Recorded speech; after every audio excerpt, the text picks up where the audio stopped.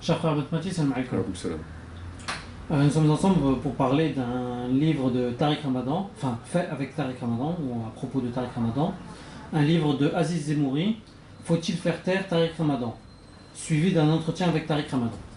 C'est ce livre-là? Oui. Donc, Faut-il faire taire Tariq Ramadan aux éditions L'Archipel. Donc, je présente ici. Voilà. Très bien. Donc je vais te poser un certain nombre de questions sur ce livre-là, à propos d'extraits de passages de son livre. D'accord. Donc, les questions que tu me poses, c'est des textes que tu as extraits de son livre? Oui, des textes extraits de son livre sur des sujets, bon, bah, tu D'accord. verras. Sujet intéressant. Avec Tariq Ramadan, il touche souvent des points sensibles. Donc, à propos de l'homosexualité. Je suis musulman, or l'islam, comme toutes les traditions religieuses, considère que l'homosexualité ne correspond pas à l'exigence divine en matière de relations sexuelles. De fait, je ne la promeus donc pas. Cela, c'est le principe général et explicite concernant l'homosexualité proprement dite. Quant à mes prises de position vis-à-vis des homosexuels, elles sont tout aussi limpides. Je les respecte et je respecte leur choix. Je peux n'être pas en accord avec ce qu'ils font, mais je respecte ce qu'ils sont. Je connais, je travaille et je partage des luttes avec des femmes et des hommes qui sont homosexuels, leur vie sexuelle les regarde, et chacun doit respecter les choix d'autrui, tant qu'on ne lui impose pas. À l'intérieur de la communauté musulmane, je suis en contact avec un certain nombre de femmes et d'hommes qui sont homosexuels et qui le vivent parfois au cœur d'une infinie souffrance, parfois de façon plus assumée. Ils me parlent, m'écrivent, me demandent conseil, je dialogue avec eux, je ne condamne aucun être. Donc ça, c'est ce qu'il déclare à la page... À la page 179 et 180 de son livre. D'accord, du livre qu'on a présenté. T'as pas un mouchoir, non? Ça m'a donné... C'est émouvant. C'est très émouvant. C'est très émouvant, ça m'a touché. Donc au sujet de... on voit bien que la position de Tariq Ramadan, donc avant tout, le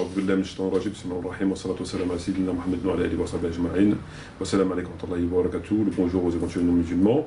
Donc on voit bien au niveau de... sur la question de l'homosexualité, qu'il est carrément à l'opposé, bien sûr, du Coran et du prophète. Puisque Tariq Ramadan dit clairement qu'il respecte les homosexuels, qu'il respecte leur choix, même si c'est condamné dans les religions monothéistes, mais que lui respecte leur choix, et que pas de discrimination, enfin tout ça. Bon. Cette position-là, par rapport, si on devait la mettre en confrontation avec le Coran et la Sunna du prophète, on constate bien qu'il est carrément à l'opposé, et bien plus que cela, c'est carrément un désaveu avec le Coran et le prophète. C'est-à-dire qu'ils ont carrément une opposition totale.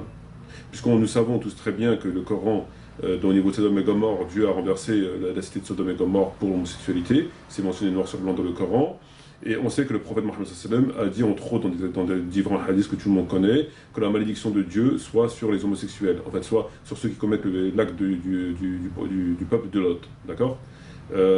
Par conséquent, on voit que Dieu a renversé, a tué les homosexuels à travers le Coran, et on voit que le prophète a carrément maudit les homosexuels. Bon. Maintenant, est-ce qu'on est en mesure de faire un ijtihad par rapport à cette question-là? Est-ce que l'homosexualité, est-ce que le Coran vis-à-vis des homosexuels ou le prophète des homosexuels, est-ce qu'ils sont prononcés par rapport à une situation contextuelle ou autre? Ou est-ce que c'était abrogé? Enfin, tous les paramètres qui sont liés à la compréhension de la religion. Bien évidemment, non. C'est-à-dire que c'est quelque chose qui n'est pas contextuel, c'est un péché très grave, etc. etc. Donc, constatons cela, on voit bien que Tariq Ramadan se permet de carrément se mettre à l'opposé et de désavouer le Coran et la Sunna, puisque lui ne les maudit pas, mais bien au contraire partage des luttes, etc. Ce qu'il vient de dire. Donc on voit bien que ça rentre dans le cadre de la mécréance, puisqu'on sait qu'une personne qui, en connaissance de cause, contredit le Coran sur quelque chose qui est établi, qui ne mérite pas, qu'il n'y a pas lieu de contredire, tombe sous le coup de la mécréance. Donc par rapport à ça, Tariq Ramadan se permet de voilà. Je vous remercie pour cette réponse. Salam alaikum, monsieur Matmati. Salam. J'ai quelques questions à vous poser à mon tour. Donc Tariq Ramadan dit au sujet de toucher la main d'une femme à la page 215 de son livre: je rappelle qu'il existe des situations où le prophète lui-même a été pris par la main et touché par des femmes qui ne lui étaient pas apparentées. À partir de ces interprétations et de ces faits, j'amène les musulmans à comprendre que l'interprétation littéraire littérale, n'est pas la seule et que serrer la main à une femme n'est pas opposé à l'islam. C'est ma position. Qu'avez-vous à dire? Par rapport à ça, Tariq Ramadan nous dit que le prophète a touché, donc il met les choses au pluriel, et il a touché des mains, tu peux reciter le texte, les situations. Oui, tout à fait. Donc il dit. Oui, donc je rappelle qu'il existe des situations où le prophète lui-même a été pris par la main et touché par des femmes qui ne lui étaient pas apparentes. D'accord. Et lui, il ne partage pas la compréhension littérale. Oui, tout à fait. C'est bien ça. Donc on constate par rapport à ce qu'il vient de dire qu'il y a des situations et il y a des femmes. Et que ceux qui pensent autrement ont une compréhension littérale. Déjà pour commencer, jusqu'à preuve du contraire, il n'y a qu'une femme qui a touché la main du prophète, c'est une esclave. Et non pas des femmes. D'accord? Jusqu'à preuve du contraire. Bon. Et des situations. Donc il n'y a pas de situation. Il y a eu un cas jusqu'à preuve du contraire, qui est un cas un cas isolé, totalement isolé. Donc le fait de mettre les choses au pluriel comme si c'était courant dans la vie du prophète, c'est complètement faux. D'accord? Donc le fait qu'une femme une esclave a touché la main du prophète ne lui permet pas d'en faire une loi régulière, un comportement courant, etc. C'est bien le contraire parce que le prophète ne touchait pas. Donc ce qui est régulier, ce qui est courant, c'est le fait de ne pas toucher. D'accord? Déjà, il trompe les gens, puisqu'il le sait, il le trompe. Deuxièmement, c'est qu'il dit, et encore une fois, tous ceux qui ne partagent pas son point de vue ont une lecture littérale du Coran, alors que les gens qui disent ceci et qui disent cela n'ont pas une lecture littérale, ne font que dire ce qui est mentionné noir sur blanc. Voilà. Donc, ce qu'il dit, c'est mensonger. Merci. J'aimerais poser une question à ce niveau-là. Lorsque les femmes lui ont prêté serment d'allégeance, oui. Normalement, ils tiennent la main, je crois. Oui. De mémoire, lorsqu'ils ont fait serment d'allégeance, ils ne tiennent pas la main, ils touchent la main. Et il me semble, si ma mémoire est bonne, c'est qu'il y avait une autre personne qui touchait la main de ces femmes-là. D'accord? Et il faut savoir une chose, c'est que il y a ce qui est régulier, il y a ce qui est irrégulier. En matière d'irrégulier, c'est-à-dire l'exemple de l'esclave, ou l'exemple, si ça aurait été le cas, mais je ne pense pas que ce soit le cas, des gens qui ont fait serment. Ça, c'est des exemples qui sont irréguliers, c'est-à-dire qu'ils sont soumis à une situation de contrainte ou une situation exceptionnelle. Et de ce constat-là, tu ne peux pas en faire une loi régulière. La loi régulière, c'est que le prophète ne touchait pas. Et le fait qu'il mette ces phrases au pluriel et qu'il accuse les autres qui ne partagent pas son point de vue d'avoir une lecture littérale de la religion, c'est non seulement déjà un mensonge, le fait de mettre au pluriel, c'est pas vrai, et le fait de dire littéral, c'est tout simplement faux, puisque c'est des informations tout à fait régulières et tout à fait constantes. Très bien. Donc, au sujet de frapper son épouse, Tariq Ramadan dit, à la page 66 du livre, prenons un exemple. Oui, il existe des textes, un verset et des traditions prophétiques qui se réfèrent au fait de frapper son épouse. Je les cite devant les musulmans. Voici quelles sont les interprétations qui ont été proposées des plus littéralistes qui justifient le fait de frapper au nom du Coran, aux plus réformistes qui lisent ce verset à la lumière du message global et qui contextualisent le verset et les traditions prophétiques en tenant compte de leur chronologie. À la lumière de ces interprétations et en considérant l'exemple du prophète qui n'a jamais frappé une femme, j'affirme que la violence conjugale est contraire aux enseignements islamiques et que l'on doit condamner ces agissements. Alors là, ce qu'il nous dit, c'est que c'est ni plus ni moins qu'une aberration. Pourquoi? Il nous dit que, déjà, il montre du doigt encore une fois les littéralistes, il les accuse, eux, de tronquer la compréhension de la religion, donc c'est des littéralistes, comme il l'a fait pour la femme qui touchait les mains, comme on avait les précédents. Donc il montre les littéralistes, il essaie de faire croire qu'il y a des gens qui lisent mal le Coran. Ensuite, il dit que c'est par rapport au contexte, il faut contextualiser. Donc par rapport au contexte, il veut mettre la chose dans un contexte, donc frapper ses mains, frapper une femme. Et ensuite, il dit que c'est en contradiction avec le Coran. Tout ça, c'est faux. Tout ça, c'est faux. Pourquoi c'est faux? Il faut savoir que la lecture de frapper les mains n'a rien à voir avec une lecture littéraliste, comme il le dit. Premier point. Deuxième point, ça n'a rien à voir avec le contexte. Le contexte n'a rien à voir. C'est-à-dire, c'est pas soumis au contexte. C'est-à-dire, à l'époque, c'était à Médine ou à la Mecque. Ça n'a rien à voir avec le contexte. Et troisième point, c'est qu'il met en contradiction le Coran, un verset qui serait contraire au Coran. Un verset qui serait contraire à la pratique des musulmans. Pourquoi? Déjà, pour commencer, lorsqu'il dit que le prophète n'a jamais tapé une de ses épouses, on sait que dans le Sahih de Muslim, le prophète avait tapé une fois Aïcha. C'est dans le Sahih de Muslim. Premier point. Donc, il l'a peut-être pas lu. Deuxième point, lorsqu'il dit que c'est contraire à la religion, ce verset-là, un verset ne peut pas être contraire à la religion. Un verset ne peut pas être contraire à la religion, c'est insensé. Et la compréhension du verset est très claire. Au niveau du mot Dharaba, taper une des épouses, tous les commentateurs du Coran disent qu'il s'agit de taper. Tous sans exception. à part bien sûr les Tariq Ramadan et compagnie. D'accord?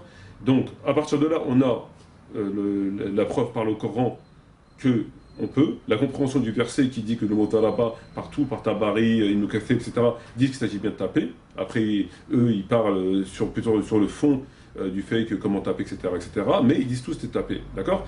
Et lui, ce qu'il nous dit, c'est carrément une connerie monumentale. Venir nous dire que du fait que le prophète n'a jamais tapé une de ses épouses, ça annulerait un verset coranique. Depuis quand le comportement du prophète va annuler le Coran? Le comportement ou l'édit du prophète n'annule pas le Coran. Donc, quand même le prophète n'aurait jamais tapé une de ses épouses, le prophète ne peut pas annuler le Coran, si le verset est clair. Donc, le soi-disant comportement du prophète, parce qu'on ne sait pas si c'est ça ou pas, mais le comportement prétendu du prophète ou un dit prétendu du prophète ne peut pas annuler un verset coranique. Or, le verset est clair, et personne ne l'a remis en question. Donc, essayer de s'appuyer sur un prétendu comportement du prophète pour annuler un verset, c'est de l'hérésie. Surtout quand le prophète a déjà tapé une de ses épouses, et surtout quand tous les commentateurs du Coran ont dit que le mot Zalaba signifie bien. Donc ce qu'il dit, ça se passe de commentaires. Donc venir nous dire ensuite que taper son épouse est contraire au Coran, alors que c'est mentionné noir sur blanc dans le Coran, et que tous les commentateurs l'ont dit, ça se passe de commentaires. Mais on sait qu'il ne parle pas pour les musulmans, il parle pour ses amis, les francs-maçons, et ses patrons, les médias, et les notables, on le sait. Voilà.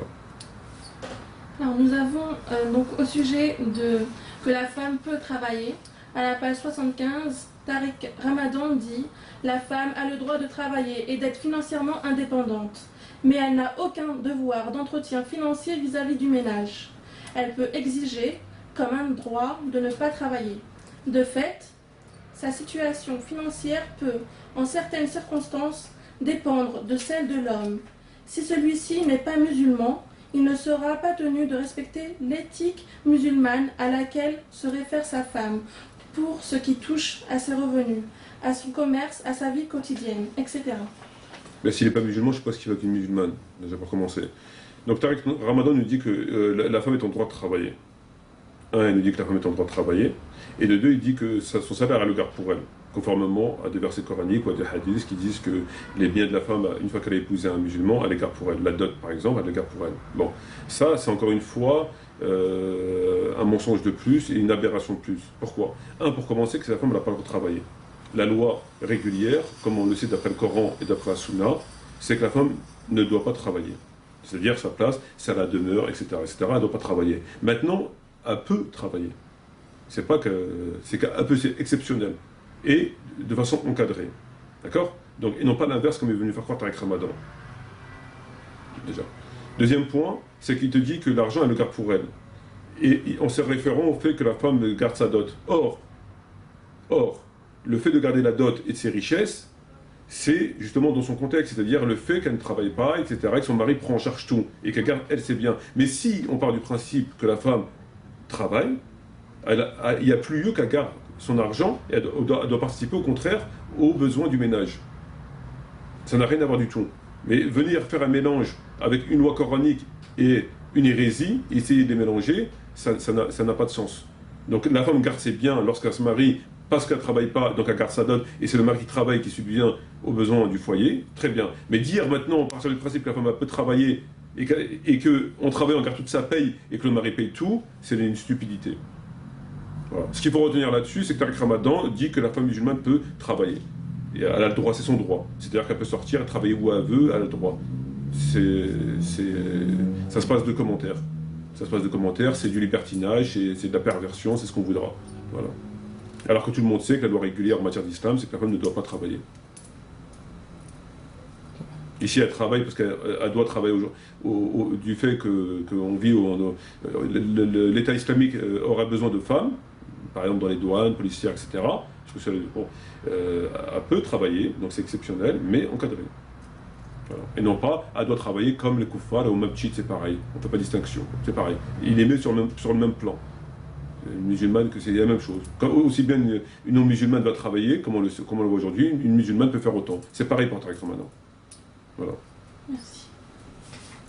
Donc au sujet de l'ouverture d'esprit, page 79. L'enrichissement mutuel et à l'échange d'idées, au contraire, je vous dirais que c'est grâce à cette conviction profonde, mais ouverte au monde, que je ne crains pas la rencontre et le débat. Puis il poursuit, page 84. J'ai quand même ce droit minimum de demander à être jugé sur mes paroles et mes écrits. Ces conditions remplies, je suis prêt à tous les débats et à entendre toutes les critiques. Très intéressant ce passage. C'est intéressant, tu peux le relire. Je peux le relire. Juste le dernier, c'est-à-dire. J'ai quand même ce droit minimum de demander à être jugé sur mes paroles et mes écrits. Ces conditions remplies, je suis prêt à tous les débats et à entendre toutes les critiques. Qu'est-ce qu'on pense? Qu'il n'a pas dû entendre les nôtres, enfin les tiennes. Voilà. Et que pourtant tu parles bien, tu juges bien sur ses paroles et ses écrits. Non, pas sur sa parole, uniquement sur ses écrits. Sur ses écrits. Voilà, je juge uniquement sur ses écrits. C'est ce que je fais dans mes documents. C'est plus simple. Bah, Plus fiable. bah oui. Est-ce qu'il s'est manifesté? Non, Combien de fois je l'ai invité à venir débattre face à moi? un certain nombre de fois. Un certain nombre d'années aussi. Depuis un certain nombre. Est-ce qu'on a eu une réponse? Aucune. Aucune réponse. Non. Et qu'est-ce qu'il dit, lui, dans son texte? Je suis prêt à tous les débats et à entendre toutes les critiques. Voilà. Ben, vraisemblablement, tout sauf moi. En fait, c'est tout dans la mesure où il sait que en face de lui, il aura des journalistes, il aura tout sauf quelqu'un qui peut lui mettre ses mensonges et manipulations en face. Voilà, donc tu as une preuve d'un mensonge supplémentaire. Quoique ce mensonge supplémentaire il vise plus sa personne, sa moralité, que la religion. Donc on peut passer l'éponge dessus. Tant que ça ne touche pas la religion, ce qui est critiquable, c'est surtout quand le fait qu'il monte sur la religion, comme on l'a vu. Voilà. Bon. Apparemment, ce qu'il dit là, c'est complètement... voilà. Ok, bah, je t'en Il nous remercie. reste combien de temps? Il nous reste 3 minutes. Ça va aller, je pense. Mm. Ok, donc merci de votre présence, merci de m'avoir posé des questions, et ça va, et à la prochaine, Inch'Allah. Inch'Allah, ça va. Ça m'a accordé pour la